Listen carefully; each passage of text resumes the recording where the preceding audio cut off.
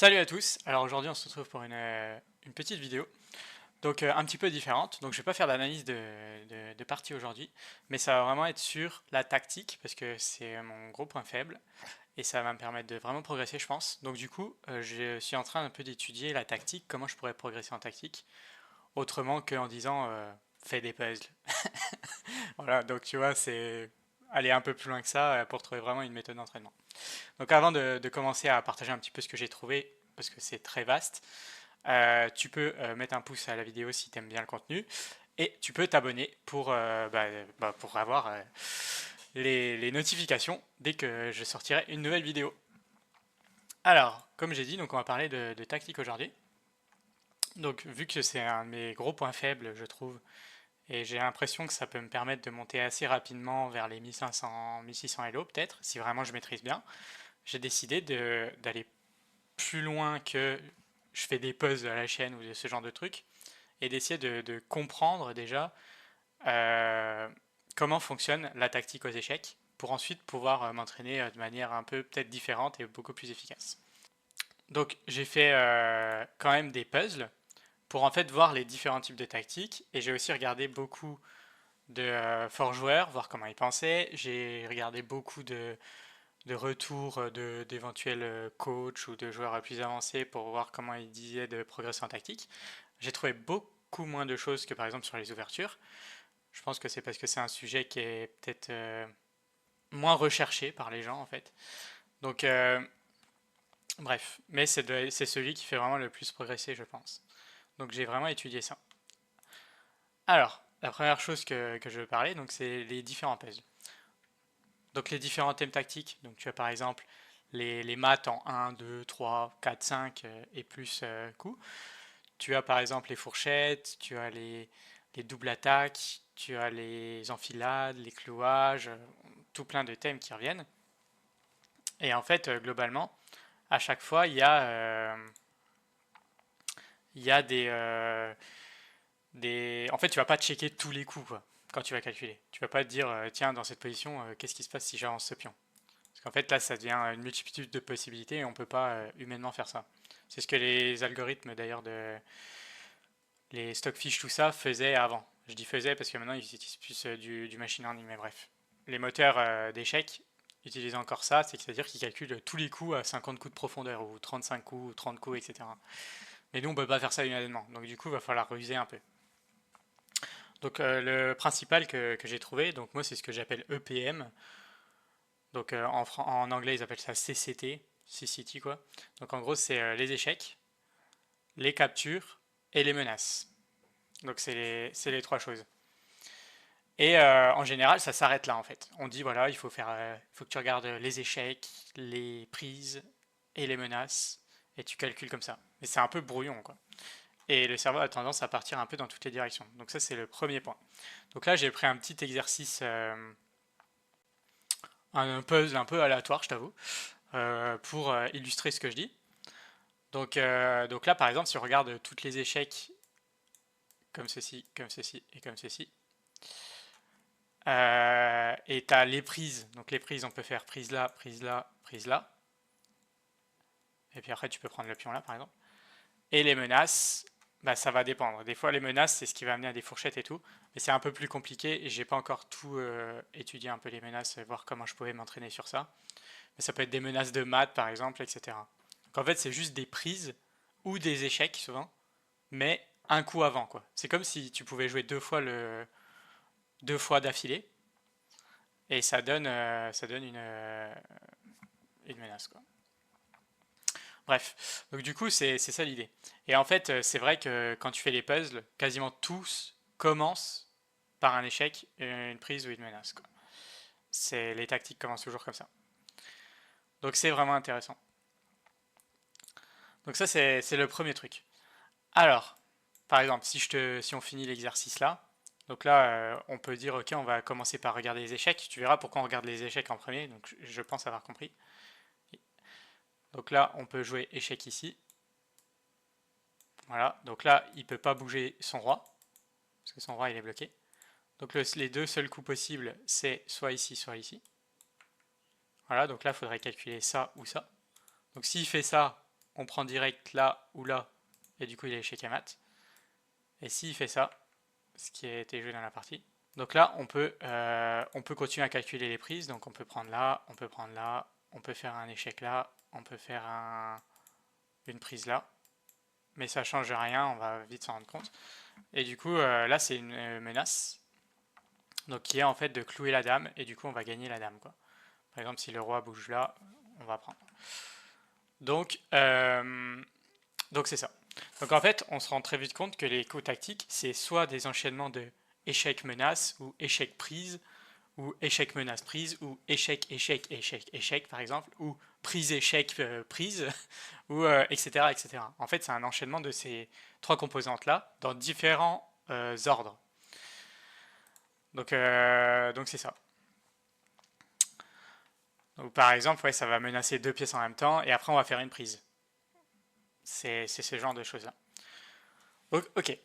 Donc les puzzles peuvent aider à faire ça, quoi. Mais déjà, premier point, c'est qu'il faut vraiment avoir une discipline de faire, en fait, pour pouvoir s'entraîner correctement. Alors pourquoi? Pourquoi je pense ça? Parce qu'en fait, si par exemple là on se dit on fait pas le calcul dans notre test et on visualise pas les prochains coups. Par exemple, si on peut faire moi c'est ce qui m'arrive souvent en fait, c'est pour ça que je te l'exprime, hein. C'est par exemple si je me dis je fais ça, après il prend, je prends, et là je dois me dire ok il doit venir là. Donc en fait avant de jouer quoi que ce soit comme coup, il faut que par exemple je fasse, je vais faire tous les échecs, donc je vais faire ça. Donc là je vais me dire bah le roi il va me reprendre. Et ensuite il faudrait que je check un échec comme ça par exemple. Donc là il prend ma tour, donc ça va pas, ok. Donc j'arrête là. Ensuite je me dis ok, donc après je vais regarder ça. Donc là il va prendre, ou il va s'interposer. Donc si je prends, donc par exemple je fais ça, il vient là, je prends, il prend, je fais un échec là avec ma tour, il s'enfuit par là, donc ça change rien. Ok. Donc mais si je fais ça, il vient là, je prends là le fou, il prend, donc ça va pas. Et en fait, je dois vraiment, avant de jouer mon coup, je dois vraiment tout faire, quoi. Donc par exemple, je me dis, ok, je prends le cavalier là, il prend la dame là, je fais un échec, il s'en va. Donc il n'y a pas de mat de couleur, par exemple. Par exemple, s'il y avait eu un pion là, il y aurait eu un mat de couleur. Si la dame a été là et le pion là. Ok, donc ça va pas. Donc là, tu vois, je dois me dire ça. Donc là, je me dis, ok, je dois aller là, imaginons. Donc je fais tous les échecs, tu vois. Donc je me dis, ok, je vais là. S'il vient là, je prends, il prend, je fais échec avec ma tour, il prend ma tour, ça va pas. Donc si je viens là, il vient là. Je reviens là pour refaire échec. Il remet sa dame. Donc là, on fait une perpétuelle, quoi. On fait les allers-retours, donc ça va pas. Ok. Donc du coup, tu vois, puis en fait, tu dois vraiment tout calculer pour vraiment bien faire l'exercice. Alors tu vas me dire, bah oui, il suffit d'avoir une discipline de faire et ça passe. Le problème, c'est que en fait, des fois avec la fatigue ou avec les choses comme ça, enfin, c'est très dur en fait de résister à la tentation. C'est un peu bizarre, mais je pense que c'est un peu comme ça humainement. Je me dis moi si ça te fait ça aussi. C'est très dur de résister à la tentation de dire, bon, ok, je fais ça, je fais ça, bon ça m'a l'air bien quoi, donc je joue. Oh, c'est bon, j'ai juste. Allez hop, next. Et puis en fait, je passe. T'es là, t'es 2100, parce que tu sais, t'as des classements sur les puzzles. T'es 2100 puzzles, et puis tu dis, oh, bah, c'est bon, je suis trop fort. Et quand t'arrives en partie, bah en fait t'es pas fort quoi. Parce qu'en fait en partie, le truc, imaginons que je prends une partie totalement à hasard, une partie que j'ai jouée. En partie, je vais avancer un petit peu pour qu'il y ait des échecs, ce genre de choses. Tu sais jamais s'il y a une tactique ou pas, donc du coup t'es obligé de tout calculer, tu vois. Si tu calcules pas tout, bah le problème c'est que tu peux rater un truc quoi, parce que personne va te dire déjà, hey il y a une tactique là, et surtout tu n'as pas le droit de recommencer un coup si tu t'es trompé, comme dans un puzzle. Donc ça va pas. Il y a le principe d'incertitude en fait. Donc ça c'est un premier problème que j'ai remarqué. Ensuite j'ai remarqué un autre problème. J'ai remarqué un autre problème, c'est ça ne fait absolument pas travailler la défense sur les tactiques. Mais tu vas toujours réfléchir en fait sur toi quoi. Par exemple cette partie-là, tu vas dire ok, je vais regarder ça sûrement, la prise ici peut-être. Et puis voilà, donc je commence par les échecs. Donc tu vas regarder ça. Mais tu vas jamais regarder ta défense en fait. Est-ce que ton adversaire, il a des coups tactiques? Moi je le fais jamais en fait, quand je fais des puzzles. Par exemple là, je vais jamais me dire, alors ok, alors attends. il peut prendre là. Donc là, il y a échec. Il peut prendre là. Ok. Donc en fait, il faut que je réfléchisse en mode défensif. Qu'est-ce qui se passe si là, je joue n'importe quoi, comme en partie? Parce qu'en partie, bon, ok. En partie, tu joues tes coups, en fait. Tu résous pas des puzzles, quoi. Donc qu'est-ce qui se passe, en fait, si je fais ça? Ah, il fait échec. Donc là, je bouge. Et il mange ma tour. Ah! Et en fait, en partie, quand je fais des puzzles, ça ne m'entraîne absolument pas à défendre, en fait. Je vais me dire, ok, je vais jamais me dire qu'est-ce qui fait mon adversaire. Si je joue un coup autre. Parce qu'en fait, on n'a pas tout le temps des coups tactiques en notre faveur. Des fois, on a des coups tactiques à défendre. Donc ça, c'est un énorme problème des puzzles, en fait, je trouve, c'est que ça te fait absolument pas travailler la défense. Donc là, quelle est là un peu mon idée que je vais essayer pour m'améliorer en tactique. En fait, j'ai réfléchi et comme je t'ai dit, j'ai vu qu'il y avait des tactiques d'attaque et des tactiques de défense. Il y a des tactiques où toi tu vas, enfin où on va gagner des pièces, où on va mettre mat en attaque, donc des fois il y a ça. Et il y a des tactiques de défense où l'adversaire a quelque chose et on doit faire un coup de défense. Par exemple ici, bah là je sais pas si je vois que je joue n'importe quoi, il me prend là, bah peut-être que je vais mettre ma tour ici pour défendre le pion, tu vois, pour éviter cette tactique. En fait, ça arrive très souvent en partie, je m'en suis rendu compte dans mes parties. Donc là, comment faire? C'est ce que je me suis dit. Ensuite, je me suis dit, donc là, tu te doutes bien que j'ai essayé de faire de la tactique dans mes parties directement. Je me suis dit, ok, les puzzles, ça me convient pas trop dans l'idée, quoi. Et du coup, je me suis dit, bah, je vais essayer de tout faire en même temps. Sauf que ça ne fonctionne pas non plus. Parce qu'en fait, ton cerveau, enfin, mon cerveau, il est complètement surchargé quand, quand en fait je vais essayer de calculer, mon cerveau il va surcharger et vu que je joue en partie rapide, bah en 10 minutes j'aurai pas le temps de tout calculer en fait. Enfin je vais exploser parce que mon cerveau va partir dans toutes les directions, donc ça va vraiment être très dur. Donc là c'est embêtant. Donc en fait ce que je me suis dit c'est que je vais déjà commencer par les tactiques défensives et des tactiques défensives particulières. Donc en fait, je vais calculer dans toutes mes parties avant chaque coup, et c'est déjà très dur, j'ai essayé sur deux-trois parties. C'est extrêmement dur déjà, pour automatiser le calcul, mais défensif dans un premier temps. Alors pourquoi défensif? Parce qu'en fait, si je retourne ici et que je reprends une partie un peu au hasard que j'ai jouée, donc si jamais je rate une tactique offensive, c'est juste que la partie elle va continuer et je vais pas perdre en fait forcément. Par contre, si je rate une tactique défensive,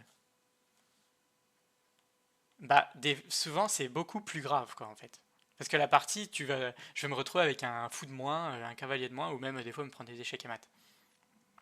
Donc c'est beaucoup plus grave en fait de rater une tactique défensive, parce que les puzzles ne font absolument pas travailler comme je te l'ai dit. Enfin, j'ai pas l'impression en tout cas. Donc déjà apprendre à défendre. Donc ça c'est mon premier point. Ensuite, je vais sûrement.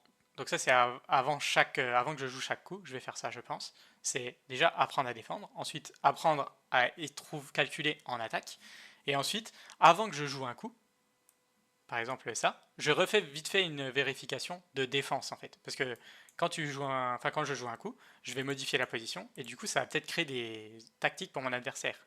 Ça m'est déjà arrivé plein de fois où je bouge un truc et je me dis mince, un pion des fois, et en fait, le cavalier, pas de chance, il peut venir là où le pion ne défend plus, et je perds une pièce, par exemple. Enfin, je me prends souvent des trucs de cavalier, donc je prends ça comme exemple. Donc en fait, mon but, c'est de faire ça, quoi. C'est vraiment de faire ces trois composantes. Alors maintenant, ce que je vais faire aussi, là, dans les prochains jours, quoi, c'est je vais faire des vérifications, mais uniquement sur les échecs. Alors pourquoi sur les échecs? Parce qu'en fait, et je vais finir cette vidéo sur ça, c'est qu'en fait sur les échecs, tu as beaucoup moins de choses à calculer parce qu'en fait les réponses sont beaucoup plus forcées en fait. Par exemple, je finirai sur cette chose super, enfin c'est super important je pense. Donc là tu vois, si là il me met un échec, imaginons. Bon c'est une prise aussi mais bref. Il me met un échec, j'ai pas 36 réponses possibles. Alors que sur les menaces et sur les prises, il y a beaucoup plus de réponses possibles. Donc mon roi, il va être en échec. Donc imaginons que je joue un coup n'importe comment. Donc s'il prend. Donc là, j'ai soit je mets une pièce, donc pour contrer un échec, soit je mets une pièce qui s'interpose entre mon roi et la pièce qui fait échec. Bon bah là, vu qu'il est collé, tu comprendras que je vais pas pouvoir intercepter son échec. Mais par exemple, je sais pas moi, si le fou il était ici et qu'il déplaçait comme ça, bah là je pourrais interposer une pièce entre là, par exemple un pion, et ça enlève l'échec. Donc ça c'est le premier moyen de parer l'échec. Le deuxième moyen de parer l'échec, c'est de prendre la pièce qui a fait échec. Donc par exemple là je peux prendre comme ça et j'enlève l'échec, ou comme ça. Et le troisième moyen, c'est de bouger mon roi. Donc là par exemple, je peux bouger mon roi ici, ou ici. Donc en fait ça limite vachement les calculs quoi. Et c'est pour ça que je vais commencer par ça. Parce que vu que je suis débutant en calcul, je vais commencer par ça. Et je vais commencer par un voire deux coups de profondeur maximum. Parce qu'en partie, comme je te l'ai dit, t'es pas là comme sur un puzzle et tu vas réfléchir pendant 45 minutes sur ton puzzle quoi. Et puis au bout d'un moment tu vas craquer. Moi je fais ça. Au bout d'un moment je vais craquer, je vais jouer un coup et je vais me dire oh c'est pas bon, ok je joue un autre vite fait, hop c'est bon, allez hop. Et c'est comme ça que je fais en fait, hein, concrètement. Donc c'est pas terrible, parce que quand j'arrive en partie, bah, je suis foutu. Donc en fait je vais vraiment faire ça dans mes parties en fait. Donc là, je vois ça, et à l'analyse éventuellement, où j'aurai moins de pression de temps. Et là, je vais me dire, ok, donc je vais regarder, déjà, qu'est-ce qui se passe si je prends. Donc là, est-ce qu'il a deux échecs? Donc là, je vais me dire ça, ok. Et là, je vais me dire, ok, je peux prendre, voilà, fin. Et là, je m'arrête là, quoi, pour le moment. Après, plus je vais monter un niveau, plus je vais essayer d'aller loin, en fait, dans la méthodologie que je me suis fixée. Mais je vais calculer, même les coups un peu bizarres, tu vois. Je vais me dire, ok, je vais faire ça. Et là, est-ce qu'il a un autre échec? Ouais, il peut faire ça. Ok, donc là, je vais bouger. Tu vois, ça paraît complètement absurde, mais en fait, je pense que ça m'entraîne, mon cerveau, à choper des mécanismes. Et je pense qu'à force, ça c'est mon grand espoir, que ça va finir par automatiser dans mon cerveau et que je dépenserai beaucoup moins d'énergie mentale à chaque coup à calculer. Ça va devenir un peu inconscient, quoi. Enfin, je l'espère en tout cas. Voilà. Bon, c'était une vidéo peut-être un peu fouillis, mais c'est normal parce que je suis en train de découvrir un peu comment faire et j'essaie de trouver des choses un peu différentes pour progresser plus vite, des choses un peu originales que je vois pas trop ailleurs et tout. Ça peut être un total fail, ça peut être une totale réussite, ça peut être un entre-deux, mais c'est ça quoi. Donc je voulais vraiment partager ça aujourd'hui avec toi, plutôt que de refaire une énième partie. Voilà. Après, en termes d'élo, je suis toujours dans les 1200 et ça commence un peu à s'équilibrer. Je suis à 50% de victoire, 50% de défaite environ. Donc c'est pour ça que je cherche des moyens pour encore progresser. Et ouais, voilà. Puis franchement, ce jeu il est juste incroyable aussi. Donc vraiment, ouais, je suis trop content d'essayer de progresser dans le jeu. Je kiffe ce jeu en vrai. Donc voilà. J'espère que cette vidéo elle t'a plu. N'hésite pas à me mettre un commentaire si toi aussi tu as ces problèmes avec les puzzles et tout ça. Mets un pouce, abonne-toi et à la prochaine. Salut!